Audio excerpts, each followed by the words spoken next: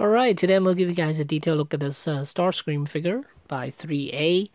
And here's the box, the front of the box.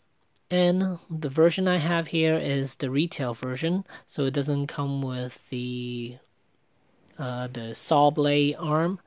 And I've noticed that this box is actually taller than Megatron's box and still bigger than Optimus Prime's box, but not as big as, not as thick as Megatron's box. And this, and what you saw earlier was the pamphlet, which shows some of the features for this figure. And then right now you're seeing the accessories that this figure comes with. The translucent base are for the feet, which stabilize him even better. And it also comes with the extra attachment, which is the forearm, the rocket forearm rockets. And then here you can see he is very stable even without the base. And there's a lot to look at with this figure, which I am very, very happy that I bought this Starscream. Initially, I wasn't planning on getting this guy because I was only interested in Optimus Prime and Megatron. But Bumblebee came out first, so I got that, and then I was kind of disappointed with Bumblebee because the paint job wasn't as good. But Megatron came out decent. I like it. And then Optimus Prime came out really good, and then now Starscream is also another one that's really, really good. And here you've been looking at some of the clips of what he looks like, and here's a close-up of his head. One thing I wish they did was give him articulated mouth, which would have been good. And but we didn't get that, and I'm alright with that because this piece is just amazing looking, which you're looking at right now. And I'm very impressed with the paint job. The paint job, well, I guess with almost all 3A stuff, they're really good with paint job, paint applications. And here you can see the Starscream hand. And one thing to watch out for are those tips, those fingertips, those little pointy fingertips. You gotta be really careful, otherwise you might risk breaking them. And he also has a Gatling gun on one arm. And you kind of see the cockpit right there. And the rest of him. And those legs. Really intricate. You can see how layered up he looks. Much better than Megatron, which I thought was kind of plain. Because they could have done a lot better with Megatron. How you could layer him up a little bit more, like they did with Starscream here.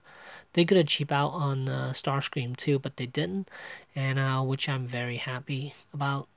And here's the backside with the Decepticon logo, and I know some people are complaining that he has a lot of tattoos on him, which I am okay with. Actually, I really like the fact that he has tattoos all over him. And I think it actually makes him more menacing and a lot more interesting to look at. And then here are the boosters, the jet engines.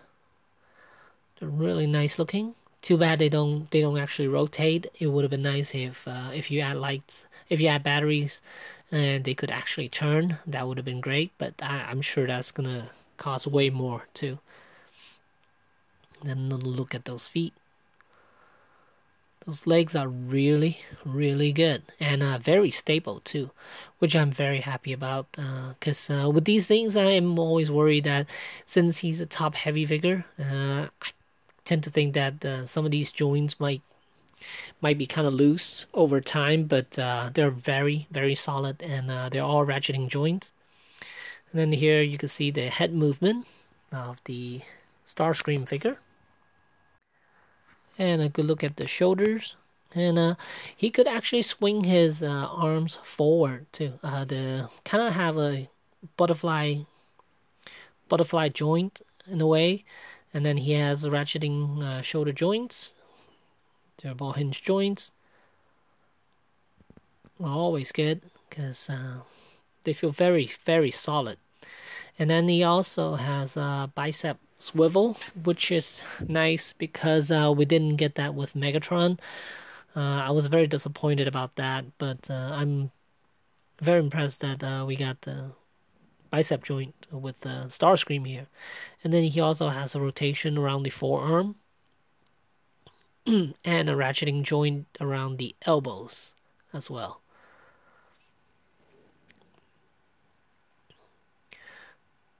Here you can see straight down the arm, and then he could bend about almost 90 degrees. And then the wrists are actually on a ball hinge joint, which gives you full range of motion. That's always nice. And a piece fell off, and this piece is right around his crotch area, the side, the thigh area, inner thigh area, and you could put that back easily, or if you want, you could always glue it back on. It's not broken or anything, it just they didn't put enough glue in it. And then here, ratcheting ball hinge joint around the hips, and then rotating joint around the thigh, and then the hinge joints around the leg, and also the ankles. Here's leg fully extended.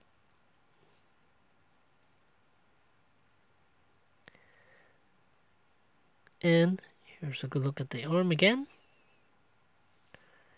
It's a really nice looking piece, I have to say. And then to switch out the arm, all you need to do is pull the forearm, and then you also have to detach that rubber piece. And then you could plug the rocket arm onto him. And these are the rockets.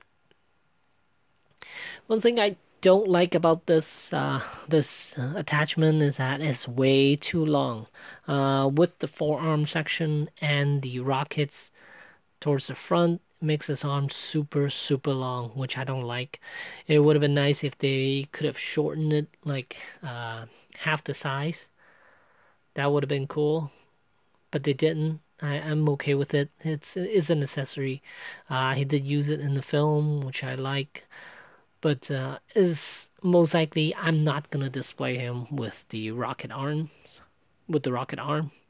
I'm just gonna give him the regular arm for display purposes. And here, even with the arm bent, still looks humongous, super long. And here's a good look at the hand. There's a lot to look at. Look at that paint job. It definitely looks like he's made out of metal. And the paint job does look like he is rusting. And you can see rust all over the place, which is cool. And look at how intricate those fingers are. They're all articulated too. And those that thumb and the pinky, they are ball jointed.